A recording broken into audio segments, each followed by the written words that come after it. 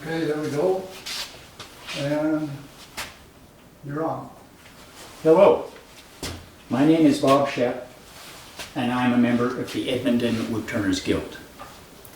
This afternoon, I would like to show you how I turn an angel. This is ideal for Christmas time, or at any other time of the year. If you're visiting a friend in the hospital, you can take an angel to watch over. Now, before we go too far with this, I just want to mention that I'm going to tell you various dimensions today. Don't worry about trying to write them down. What I'm going to do is make this pattern with all the dimensions available to you. If you email me, and my email address is on the Woodturners Guild's list, membership list, email me and just tell me you would like a pattern and I will send it out to you by email. Let's take a minute and talk about the wood that I use. And this isn't the only way to do it by any means. I do not use dimensional lumber. I generally speaking go out into the forest and I pick up dry wood, pieces of a tree, just like this, usually about 55 millimeters in diameter so that I can finish it down to 45. Or my preference actually is to find pieces without bark, such as this one here.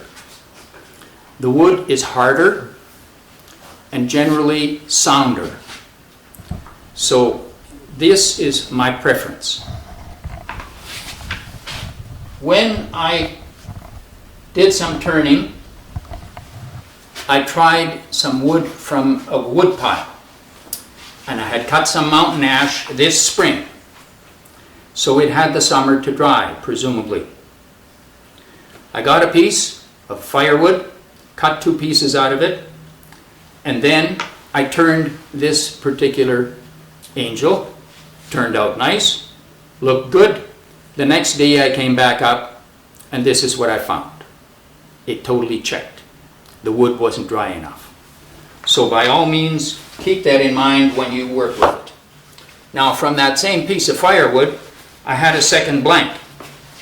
So I took it and turned it a couple of days later, but what I did with it is I put it into a paper towel and left it on my bench, like this, and it hasn't checked as yet. So that might just be the secret to keep your wood from checking. Now the thing that I like about the dried wood that you would pick up in the forest is that a lot of it has some spalting in it. And if you look at this, you can see the spalting in the body. The other reason that I like to use the actual branches of the tree is that you get this unique pattern in the wings. And of course, each piece of wood is individual. So you get different patterns with different pieces of wood. And the same goes for types of wood. This particular angel came from a piece of spruce. It was a spruce bough that was about 2 inches in diameter, and you can see the very, very unique and nice pattern of the wood grain there. You might also notice that this angel does not have a gray, the gray patina that this one here does. In this case, I did not finish the outside of the wing. I just cut the branch and left it the way it was. In this particular case, what I did is I took the spruce bough and I turned it down to 35 millimeter to form a dowel, and then I sliced the sections of dowel off to give me the wing shape. At this point, let's see how this angel goes together. I have a blank piece of wood here. It looks pretty rough. We'll see what we can do with it.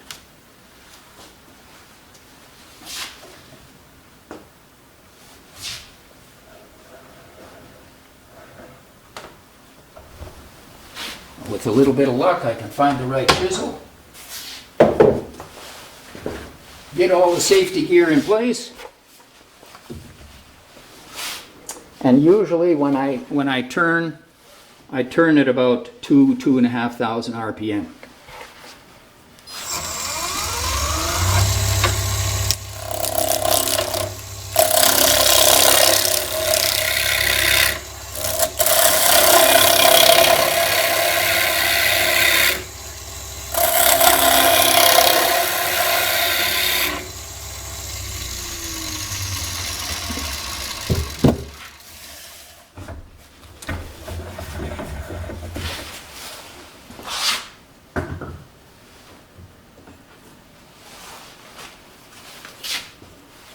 Guess I don't need this. Let's go back to that camera. Okay. I've rounded this off to 45 millimeters, and if you'll notice, I squared off the end here, but I did not cut right to the middle. I want that reference point for later on. Then I turn a foot onto that dowel, such as this, and this allows me to clamp it at a later time.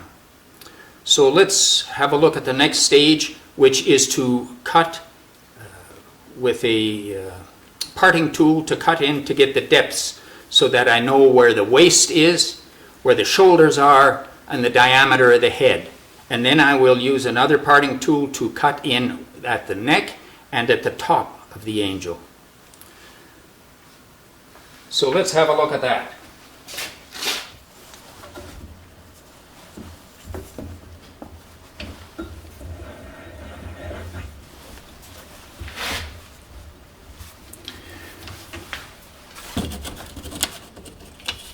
Now also, if you are going to be doing several of these, it might be worth your while to make a jig.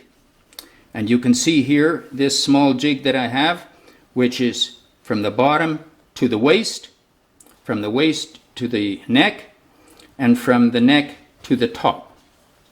So I'll turn on the lathe and mark these.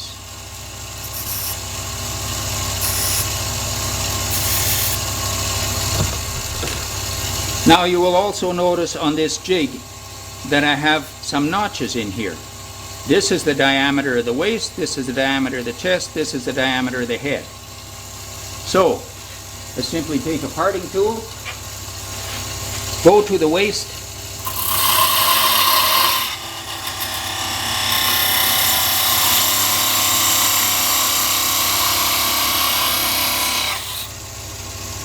to the shoulders,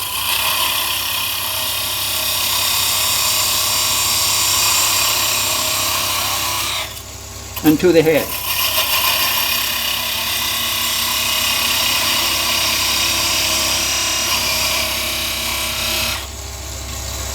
So those are the diameters that I want to finish to.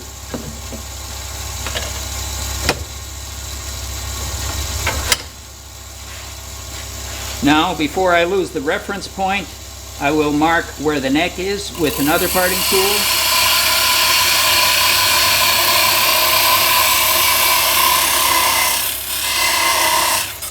And I'll cut that down so that there is about 3/8 of an inch.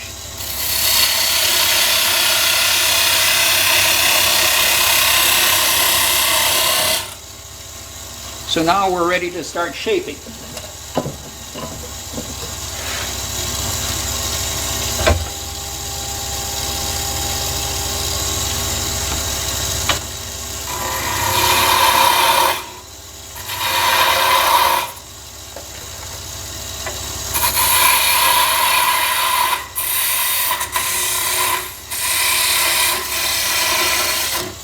The one thing you want to be careful of here is don't get too aggressive on these smaller sections, because you can chip out a fairly large piece. So not too aggressive there.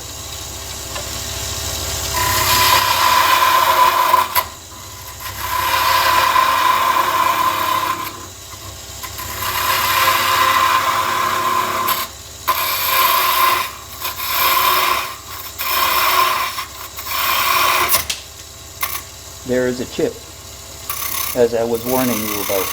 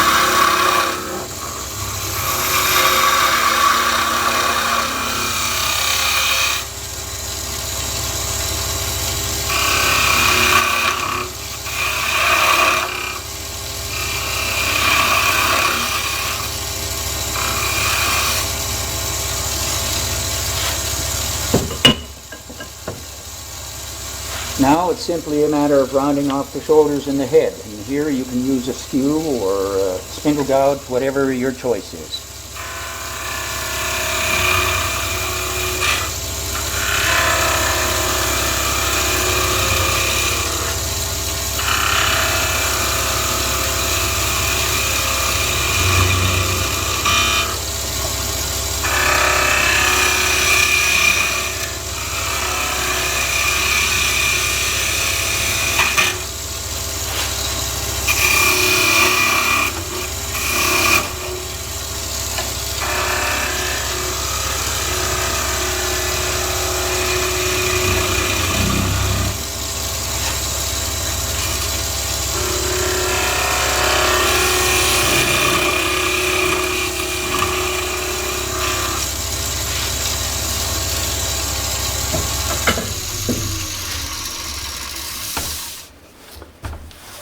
Once you have the angel shaped the way you want, then I put a chuck in, chuck the bottom,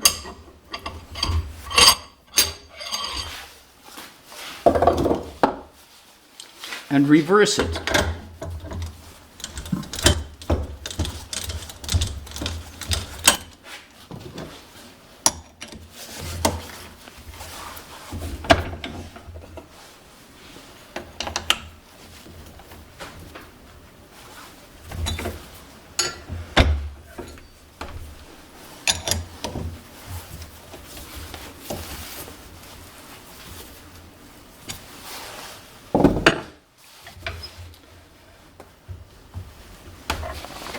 At this point, what I need to do is take off this waste wood.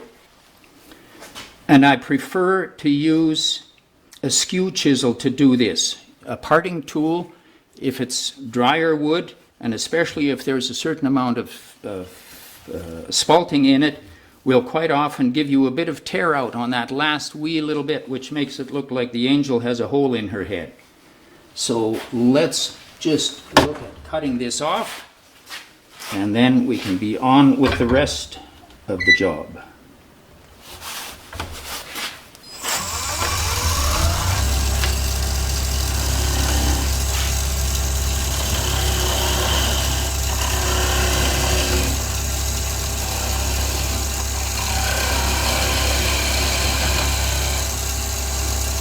And as you get closer to the end, you want to take it fairly easy, not too much pressure. What you want to do is you want it to cut, not to tear.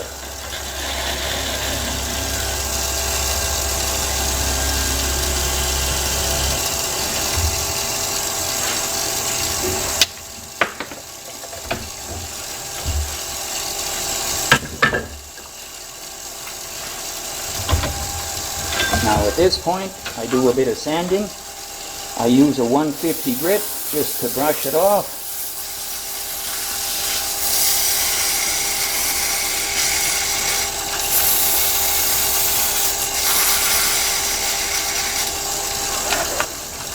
Then a brush off with 220.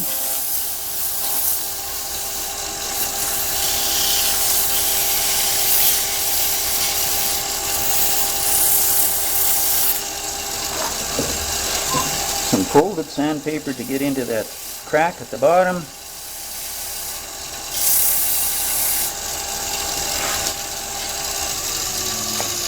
And there we are. One body, one angel ready for her wings. Now, when you look at this, you'll soon find that one spot looks a little bit better than another, and you can mark that as the front of the angel. So let's take a minute out now and we'll set up to do some wings. Wings on this angel are 35 wide and 72 high. Now the 72 isn't specifically set out as such. It could be up to 90. And this is something that you over time can look at, and you can judge for yourself whether you want the wings taller and more slender or not. The way I do those is I'll take a stick or a piece of wood that is about 35 mil in diameter. Then I will mark off 75 long. I'll take this to the bandsaw and I'll cut it at an angle. And then I slice the wings off. So let's go over to the bandsaw and see what we can do.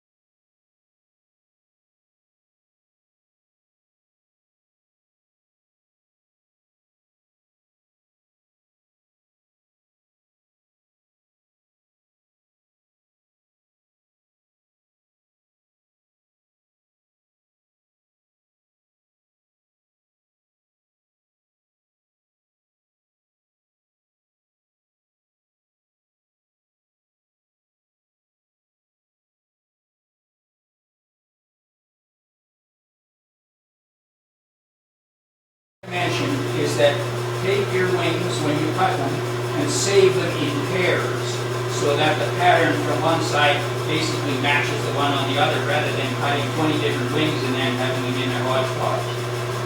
And I usually like to cut an extra pair.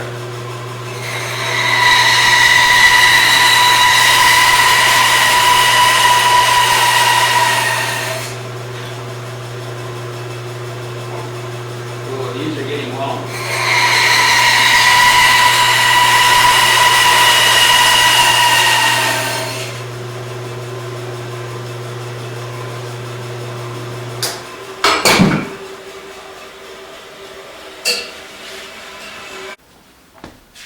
As you can see, these wings have the striations of the saw blade on it, which really aren't that nice to look at.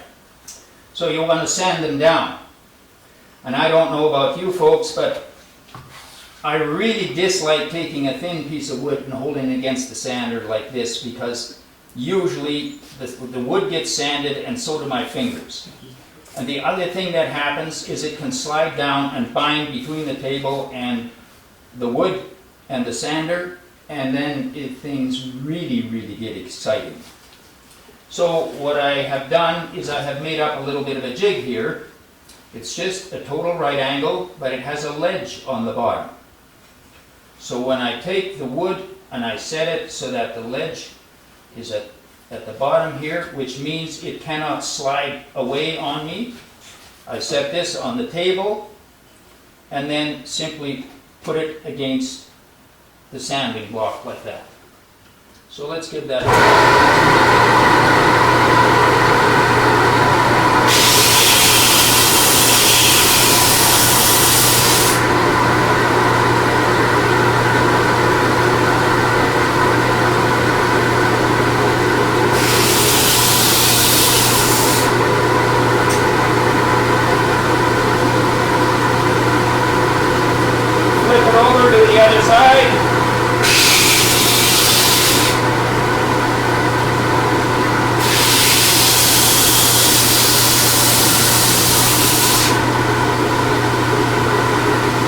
The other wing.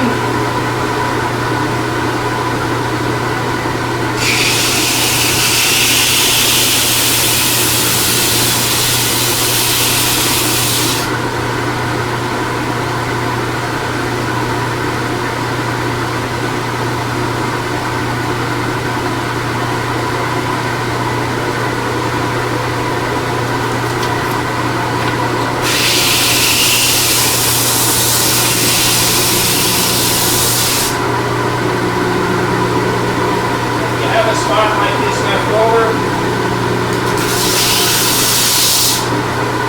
It's possible simply to take it off now. Now we have a pair of wings, we have a body. It's simply a matter of putting them together.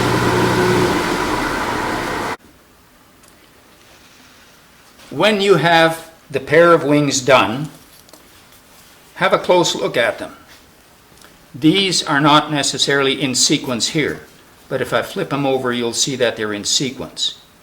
And this is what you want. You want the angel to look relatively uniform rather than nah. The other thing that you need to really be careful of is how you pair your wings up. You'll notice I have a notch here in this wing. And you'll notice that I have a notch in this wing on exactly the same side. So when I put them next to the body so that I can put them next to the body, you'll notice that the wings, one is backwards and one is forwards. This is exactly the reason that I told you to cut an extra pair of wings, just in case. So what you want to do is lay out the wings beside the body the way you want them, then mark them, and then take them and put them together so that the tops are coming together and the bottoms are coming apart.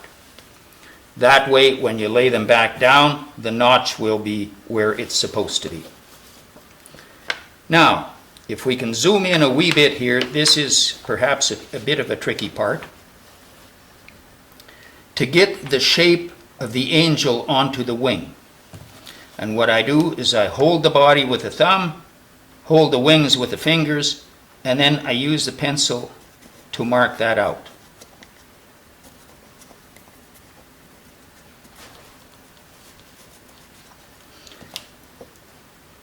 The one thing that I want to stress here is make sure that you keep your angle of the pencil the same throughout marking it.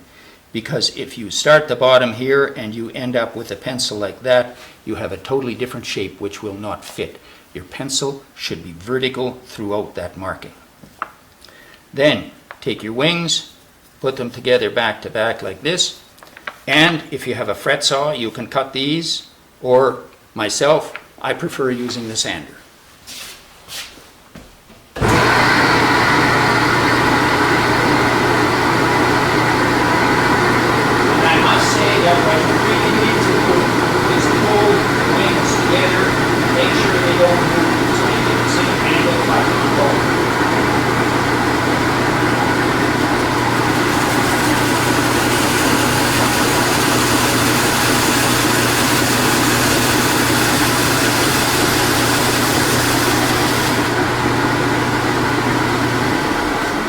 Not difficult to do. I keep a file, or a half-round file that I use to just take out any small ridges that there might be. Check that it fits. We're good to go. So what I do now, it's difficult to sand that pencil mark off afterwards, and I try to remember to do it beforehand. I also give the edges of the wing a bit of a brush, clean them up.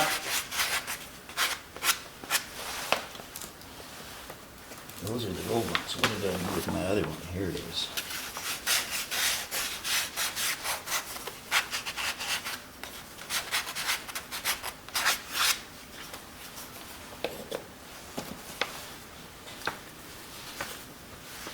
Now, talking about adhesives. Titebond is a great glue. I have no problem with it whatsoever. But I don't have 30 minutes to stand here and wait till it sets. So I use a product called LePage's Express. This will set up in 10 minutes, totally in 10 minutes. So your initial set will happen probably in about 30 seconds. Works great for segmented work when you're using the lathe to clamp your work, because you can clamp it, use this glue, clamp it, and then you can go to work on something else and be back to work in nothing flat.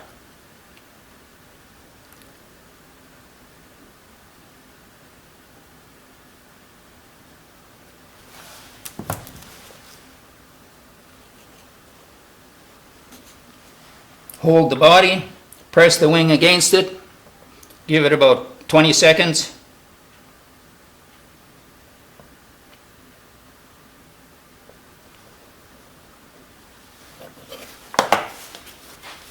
Then it's time for the other one.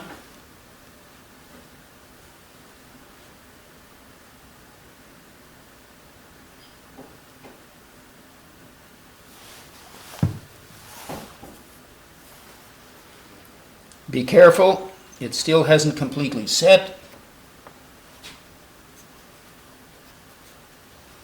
Press them together, hang on to it, give it about 20 seconds.